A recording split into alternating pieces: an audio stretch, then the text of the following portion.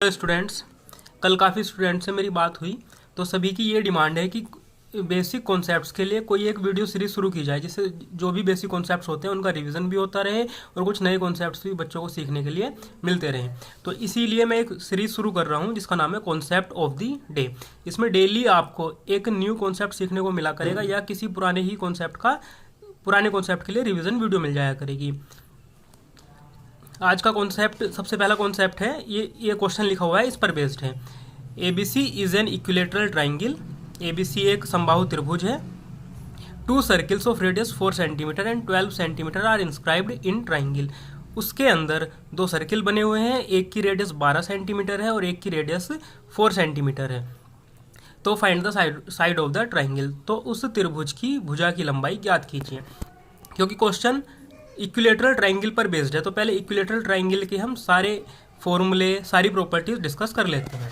Equilateral triangle को हम हिंदी में बोलते हैं समबाहु त्रिभुज। ये आपके सामने एक ट्राइंगल बना हुआ है ABC। क्योंकि इक्विलेटरल ट्राइंगल है यानी सभी साइड्स की लेंथ इक्वल होगी। साइड्स हैं इसकी AB, BC और CA। तो AB is equal to BC is equal to CA होगी और सभी की लेंथ हमने मान ली A। क्योंकि 3 एंगल हैं इसमें, angle A, angle B, angle C, और तीनों के तीनों एंगल ही इक्वल होंगे और तीनों की वैल्यू होगी 60 डिग्री। वर्टेक्स शीर्ष की अगर बात करें तो 3 शीर्ष हैं A, B और C। Sides, number of sides भी 3 हैं, AB, BC और CA। एक्सटर्नल एंगल यानी बहिष्कोण, एक ही एक्सटर्नल एंगल बना हुआ है, एंगल CBE। इसमें तीनों ही इसमें जितने भी एक्सटर्नल एंगल होंगे उनकी वैल्यू 120 डिग्री होगी। Line of symmetry, line of symmetry को हम बोलते हैं सममिति की रेखा या फिर समरूपता की रेखा। लाइन ऑफ सिमेट्री का मतलब एक ऐसी रेखा जिसे हम अगर इस ट्राइंगल में बनाएं तो उसकी लेफ्ट हैंड साइड और राइट हैंड साइड दोनों इक्वल होंगी। तो जैसे ये CD एक लाइन बनी हुई है, डॉटेड लाइन है, तो इसे हम लाइन ऑफ सिमेट्री बोल सकते हैं। क्योंकि जैसे लेफ्ट हैंड साइड है वैसे ही इसके राइट हैंड साइड है, यानी लेफ्ट साइड जो है वो राइट साइड के बिल्कुल सिमेट्रिकल है। तो इसी तरह हम 3 लाइन ऑफ सिमेट्री इसमें बना सकते हैं। एक CD, एक इधर हम A वर्टेक्स से होकर गुजार सकते हैं और एक इधर ये V वर्टेक्स से होकर इधर गुजार सकते हैं। पेरीमीटर की अगर बात करें, पेरीमीटर यानी परिमाप, तो इसका परिमाप होगा तीनों भुजाओं का योग। एक भुजा की लंबाई होती है A यूनिट, तो तीनों भुजाओं की लंबाई हो जाएगी 3 × A। एरिया होता है √3/4 A²। Height √3/2 × A। और अगर एरिया को हम हाइट की टर्म्स में कैलकुलेट करें तो एरिया की वैल्यू हो जाएगी h² यानी हाइट का स्क्वायर करना है, √3 से उसे डिवाइड कर देना है। सरकम रेडियस, सरकम रेडियस बनती कैसे है पहले वो देख लेते हैं। ये एक ट्राइंगल है, अगर मैं एक इसमें ऐसा सर्किल बनाऊं जो C, A और B इन तीनों से होकर गुजरे यानी इस ट्राइंगल के बाहर जाए तो उसे हम कहेंगे सरकम रेडियस। हिंदी में हम उसे बोलते हैं परिवृत्त। तो उसकी जो भी रेडियस होगी उसे हम कहेंगे सरकम रेडियस और उसके सेंटर को हम कहेंगे सरकम सेंटर। तो इक्विलेटरल ट्राइंगल में ध्यान रखना कि सरकम सेंटर हो चाहे इन सेंटर हो, इन सेंटर यानी इन सर्किल, जो इस ट्राइंगल के अंदर सर्किल बनेगा उसका सेंटर, दोनों एक ही जगह लाई करते हैं और वो लाई करते हैं पॉइंट G पर। ये जो पॉइंट G है ये इसका त्रिभुज का केंद्रक है। तो अगर सरकम रेडियस की बात करें तो सरकम रेडियस हो जाएगी A/√3। और इन रेडियस यानी एक ऐसा सर्किल जो इस ट्राइंगल के अंदर बने तो उसकी रेडियस हो जाएगी A/2√3। A√3 का आधा हो जाएगी। आधा ये इसलिए होगी क्योंकि जो ये पॉइंट G दिख रहा है, ये G पॉइंट CD को 2:1 में डिवाइड करता है, यानी CG ये सरकम रेडियस होगी और GA ये इन रेडियस होगी। CG परिवृत्त की त्रिज्या होगी और GA अंतःवृत्त की त्रिज्या होगी। तो इसे हम नोट कर लेंगे, CG ratio GD is equal to 2:1। बहुत बार इसी पॉइंट से एग्जाम में क्वेश्चन भी पूछा गया है।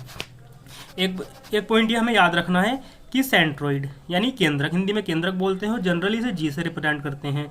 सेंट्रोइड बनता है मीडियंस के इंटरसेक्शन पॉइंट्स यानी माध्यिकाओं को, ऐसे बिंदु पर जहां पर तीनों माध्यिकाएं मिलती हैं। इन सेंटर ये बनता है एंगल बाइसेक्टर से, हिंदी में अंतः केंद्र बोलते हैं और इसे I से रिप्रेजेंट करते हैं। नेक्स्ट है ऑर्थो सेंटर, हिंदी में लंब केंद्र से बोलते हैं और ये वर्टेक्स से साइड पर डाले गए परपेंडिकुलर से बनता है। यानी अगर मैं A पॉइंट से BC पर परपेंडिकुलर डालूं तो इसी तरह जो तीनों परपेंडिकुलर होंगे वो जिस पॉइंट पर मिलेंगे उसे हम ऑर्थो सेंटर यानी लंब केंद्र कहेंगे। और आगे है फिर सरकम सेंटर। सरकम सेंटर यानी परिवृत्त का केंद्र। तो इसे हम बोलते हैं परिकेंद्र, इसे रिप्रेजेंट करते हैं सी से। और ध्यान रखना जो परिकेंद्र है, परिकेंद्र उस बिंदु को बोलते हैं जो ट्राइंगल की तीनों साइड, जैसे ये ABC साइड दे रखी हैं, इनके परपेंडिकुलर बाइसेक्टर, परपेंडिकुलर बाइसेक्टर यानी लंब अर्धक के कटान बिंदु पर ये परिकेंद्र होता है। तो पॉइंट जो हमें याद रखना है कि ये कि centroid, incentre, orthocentre and circumcentre all lie at same point, कि ये चारों बिंदु एक ही बिंदु पर स्थित होते हैं। अब तक ये क्वेश्चन कम से कम 10 एग्जाम्स में पूछा गया है। ये पूछ लेते हैं कि ऐसा कौन सा त्रिभुज है जिसमें centroid, incentre, ortho centre एक ही बिंदु पर स्थित होते हैं, या सरकम सेंटर, इन सेंटर या ऑर्थो सेंटर एक ही बिंदु पर स्थित होते हैं। तो ध्यान रखना वो हमारे इक्विलेटरल ट्राइंगल में होता है।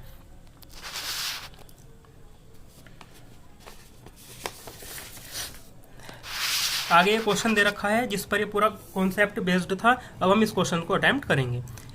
In given figure ABC is an equilateral triangle.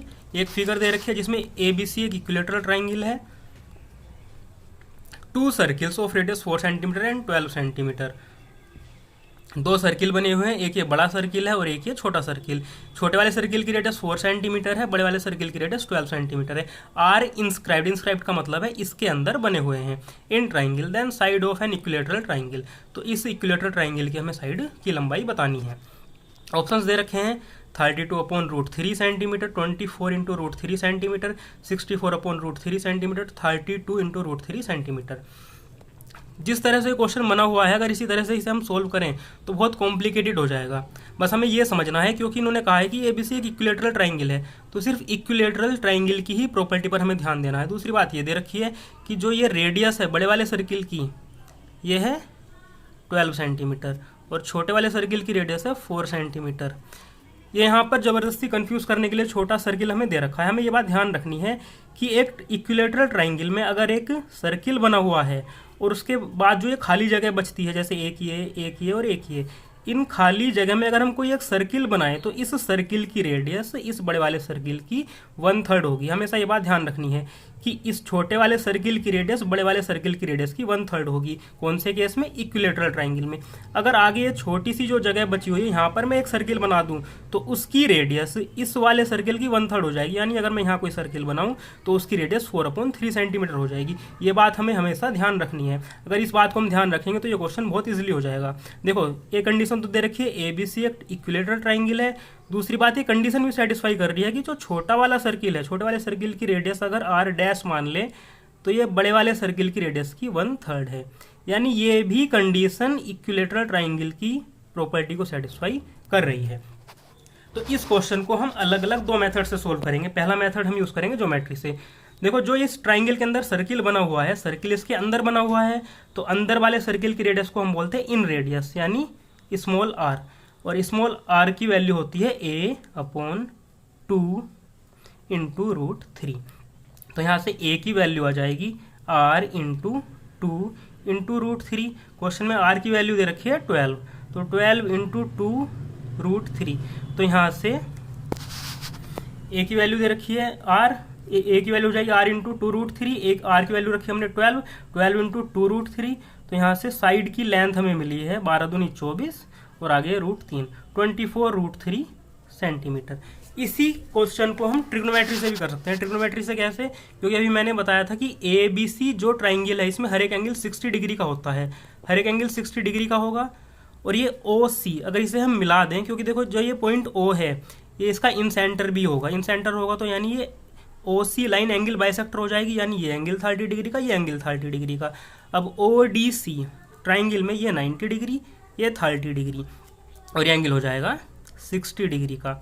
अगर हम इसे एंगल से सोल्व करें तो हम इसमें कोस थीटा लगा सकते हैं, कोस थीटा लगा सकते हैं। और अगर कोस थीटा की या साइन थीटा की वैल्यू आपको याद ना हो तो एक बात सीधा सीधा आपको ध्यान रखनी है कि जो 60 डिग्री के सामने वाली साइड होती है, यानी जो ये DC है वो हमेशा 30 डिग्री के सामने वाले साइड की √3 गुना होती है। यानी ODC ट्राइंगल में जो ये DC है, DC की जो वैल्यू होगी वो OD की √3 गुना होगी। ये लाइन आपको याद रखनी है कि किसी भी राइट एंगल ट्राइंगल में यानी समकोण त्रिभुज में 60 डिग्री के सामने वाली भुजा हमेशा 30 डिग्री के सामने वाले भुजा की रूट 3 गुना होती है। तो ओडी तो इस सर्किल की रेडियस है और इसकी वैल्यू है 12, तो यहाँ से डी सी की वैल्यू हो जाएगी 12√3। और हमारी जो साइड है वो बी सी है, बी सी डी सी की 2 गुनी होगी, बी सी डी सी की 2 गुनी होगी। तो बी सी की वैल्यू हो जाएगी 2 इंटू डी सी और डी सी की वैल्यू है 12√3, तो बी सी की वैल्यू हो जाएगी 24√3 सेंटीमीटर। तो बी सी की वैल्यू आई है 24√3 सेंटीमीटर। वैसे इसमें ज्योमेट्री वाला कॉन्सेप्ट इजी था, लेकिन कई बार ऐसा होगा ज्योमेट्री हम अप्लाई नहीं कर पाएंगे, एंगल हमें दे रखे होंगे, तो हम ट्रिग्नोमेट्री से भी इस क्वेश्चन को कर लिया करेंगे। Thank you so much for watching.